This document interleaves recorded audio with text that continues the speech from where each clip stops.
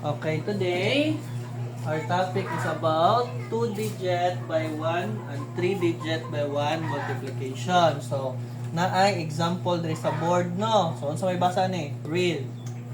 35 times 8.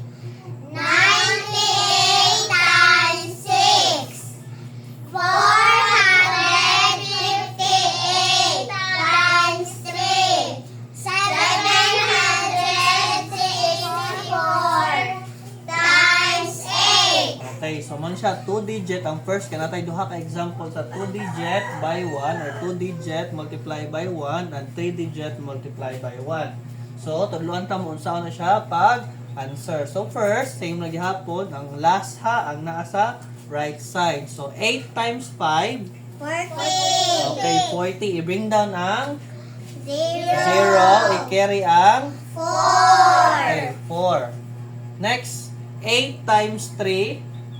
24. Okay, 24 plus 4 nga carry. 28. Ila? 28. 28. So, ang answer kay 280. okay, so sayon na no. Next, 98 times 6. So, 6 times 8.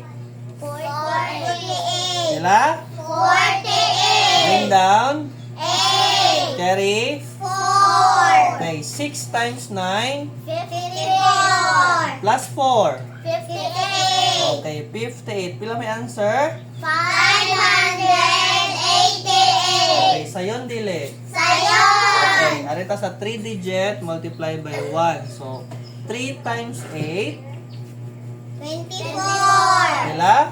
24. Bring down.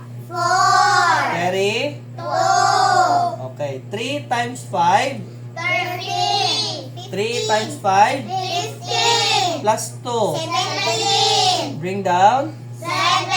Carry. 1. Okay, so 3 times 4 12. plus 1. 13. Okay, 13. So, pila may answer sa 458 times 3? 1,374. Okay, next sa 764 times 8. 8 times 4. 32. Okay, 32. Bring down. 2. Carry. 3. Pila? 3. Carry 3.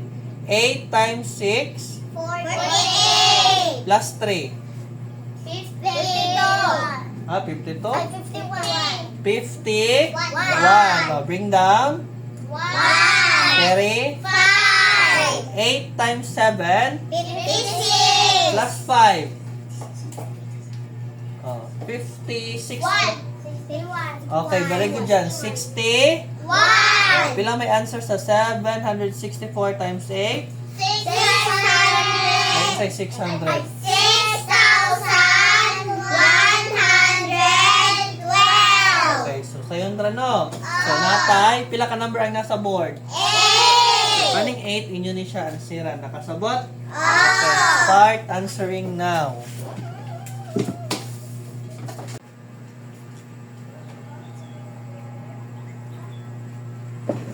So they are having our quiz.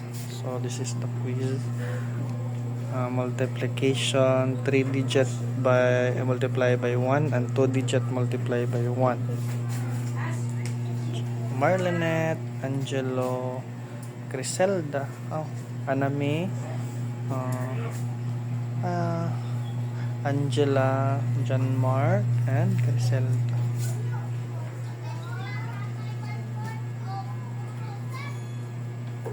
So they are busy answering the quiz.